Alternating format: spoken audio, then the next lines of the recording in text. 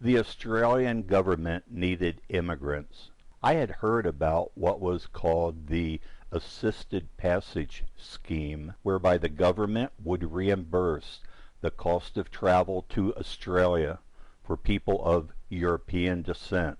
So, after discharge from the United States Air Force, I decided to move down under. Upon arrival in Sydney, I had exactly 42 cents to my name. A representative from the Australian government met me at the airport and took me to a youth hostel. He told me my fare would be reimbursed after 2 years of residency.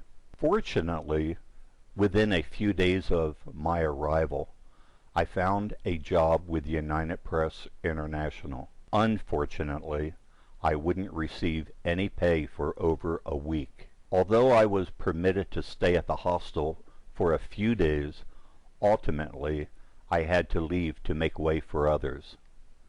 A Greek family rented me a room and agreed to wait until payday for the rent. Their home was in the suburb of Marrickville. UPI was located in Caldec's House, an office building near the Sydney Harbour Bridge. It was a very long walk, twice a day, made doubly difficult by the fact I had absolutely nothing to eat for my first 10 days down under. Part of my job at UPI was to tend to the needs of the newspapers, radio, and TV stations who subscribed to our news service. One person with whom I dealt frequently was Rob Mundle, who worked for our client newspaper, The Australian. After talking numerous times on the phone, Rob and I met in person and quickly became good friends. By the middle of 1967, I had accrued 5 weeks vacation at work, so Rob and I decided to take off on Walkabout through a substantial part of Australia, mostly camping along the way. We would use my 1966 Honda sports car as transportation. The day before leaving Sydney, Rob and I covered all the chrome with masking tape to protect it from being pitted by tall stones. As a precaution, we also covered the bonnet for the same reason. After leaving Sydney, we drove north through Newcastle and Port Macquarie. Fortunately, we had no problems and easily reached the Gold Coast and Surfers Paradise before making camp just north of Brisbane. I began to think that the Aussies were having a joke on me with all the horror stories I had heard about driving. The first morning after waking up in camp, Rob showed me how to properly make Billy tea. He walked me through the almost sacred steps so I could become a purist in the art. I think from that day until the last day of our trip, making tea properly was my responsibility. Rob was driving just north of Maryborough when we got pulled over by the cops for speeding. They were in a Ford Falcon. We suspected they only stopped us to look at my car. It was, after all, an unusual car to be seen outside of the big city. After writing the speeding ticket, one of the cops asked if he could see what was under the bonnet. We obliged, and when they saw the 4 carburetors, the old sergeant said, "Holy jumping fishes, how fast does this thing go?" I proudly said, 100 plus, to which he replied, "Jesus, lucky yous blokes didn't step on the gas, 'cause we never would have caught yous." Camping out every night under the southern sky was one of the best parts of the trip. Because Australia was so sparsely inhabited, there was never a problem finding a secluded area to make camp. Taking our time and enjoying the scenery, we continued north through Gladstone, crossed the Tropic of Capricorn just north of Rockhampton, then went on through Mackay and Townsville. Cairns is a small city on the North Queensland coast. It was the furthest north we intended to go. Because it's north of the Tropic of Capricorn, it's subtropical there. It was at Cairns that we had our first bit of trepidation about camping out. We knew we'd be sleeping in a jungle while staying in the area, so we asked the attendant at a petrol station our first night there if we should worry about snakes. His response wasn't exactly reassuring. "Snakes? No, mate. The crocs ate 'em all." Rob and I took turns that night sitting up with a rifle to avoid becoming croc food. From Cairns we headed southwest and into the outback, stopping at the local in every small town for grog and a needed respite from driving. Being strangers always brought us attention whenever we walked into a pub. In addition, everyone's curiosity was piqued when I spoke and they realized I was a Yank. On the Atherton tablelands, we stopped at a Bushy's pub. At this pub, one of the patrons asked, "What are you blokes driving?" I pointed under the pub's swinging doors and said, "That." He saw my car and said, "Holy crap, what the bloody hell is that? Hey blokes, come and have a look-see." With that, he and all of his mates poured out of the bar to examine my little Honda. Leaving the Atherton tablelands, driving quickly became challenging. The roads were dirt, and they were the only roads available. Sheep trucks had created very deep ruts in them. My car couldn't straddle the center ridge, so we drove hundreds of miles with the right wheels on the outside ridge and the left wheels in the rut. The one saving grace was that there was very little, if any, traffic.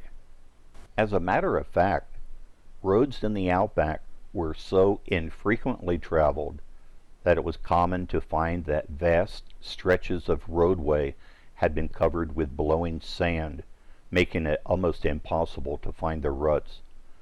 The deeper we went into the outback, the more difficult driving became. We noticed in these small outback towns that the guys in the pubs always seemed to know who we were when we walked in, almost as if they had been expecting us. If Rob ordered us a couple of beers, someone would ask him if we were from Sydney, and then ask him if I was the Yank. When he confirmed they were right, everybody, again, would pile outside to see my car.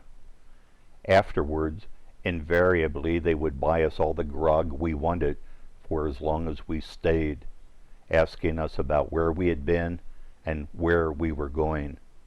Offers for us to camp on local stations were common. Their genuine interest and friendliness was impressive. On one such visit at a pub, we asked how it was that they seemed to know who we were. Their answer was a little disconcerting. Evidently, because of the vast distances between towns in the outback and the difficult driving conditions, it wasn't unusual for people to get lost and stranded. We learned that after we left a local, people would get on the radio to contact the next town on our itinerary. The same radio network that served the flying doctors and the School of the Air also served to alert others of our progress. If we didn't show up within a reasonable time, a search would be launched. It was just assumed we would check in at a local whenever we got to the next town. It was on the Mount Garnett Hewiden Road where we had a problem that we thought just might cause a search. We lost sight of the road and then ran into a ditch just at dark. We dug for hours but couldn't get the car unstuck. As we were digging, we had been watching headlights coming towards us for about 30 minutes. When the headlights were finally close enough to illuminate us, the car screeched to a halt in a cloud of dust. The doors opened, and out stepped 6 huge Yugoslavian bridge builders. They told us they had been thrown out of a pub because they were drunk, so they were driving 120 miles to the next pub, absolutely flat out, hoping to get there before closing time. They surrounded my car and actually lifted it out of the ditch and put it back on the dirt road.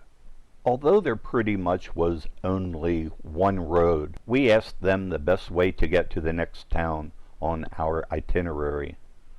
One of the blokes who could speak broken English saw a damp spot in the middle of the dusty road, so he crouched down and drew a map for us. The damp spot was where Rob had taken a leak earlier when we were trying to dig our way out. We thanked them, and they took off in a cloud of dust, determined to beat closing time. After one long day's drive in Queensland, we decided to make early camp near some unusually large boulders. However, after setting up camp, we realized they weren't boulders at all. They were anthills. There were hundreds of them, some small and others that were probably 10 feet tall. Sometimes these anthills were even built in the road because there was so little traffic to knock them down. We also saw so many large flocks of galahs that at one point we decided to try our luck at getting fresh meat. So one night at a local, we asked the patrons if they knew how we should cook one. One of the blokes told us, with a straight face, that we should put a brick in the pot with the parrot. When the brick was done, so was the parrot. We decided to stick with our usual diet. In Broken Hill, the westernmost point of our trip, we stayed several days with family friends of Rob's family. I remember that they didn't have an indoor toilet. They used an outhouse in their backyard.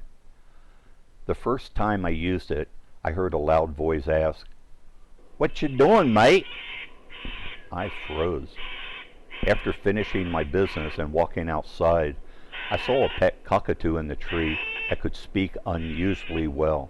When it saw me, it started making laughing sounds. The family we stayed with in Broken Hill had a daughter who attended secondary school. Because I was a Yank, it was decided that she and Rob would take me to my first Aussie Rules football game. After arriving at the field, I innocently asked her which team she was going to root for. Rob instantly went white as a ghost, and the girl's expression froze. Rob was standing behind her looking at me and violently shaking his head and waving his hands, indicating I should shut up. Evidently, root in Australia has a strong sexual connotation. In effect, I had asked her which team she services sexually. The correct term I should have used was, "Which team do you barrack for?" After going 1,200 feet underground into a lead mine, we left Broken Hill and headed south to Mildura, and then east to Hay and Grong Grong. We stayed with Rob's brother Dennis at Cootamundra for a couple of days before returning to Sydney. The highlight there was when some of Dennis's friends took us out shooting hares a couple of times. These night shoots from a moving vehicle were fun. Eating the hares wasn't. By the time we returned to Rob's home in Sydney, my car's hood was covered with the names of some of the places we had visited. We had seen a large part of Australia and experienced much of what makes that country unique. In total, we had driven about 3,600 miles, 1,800 of that on dirt roads.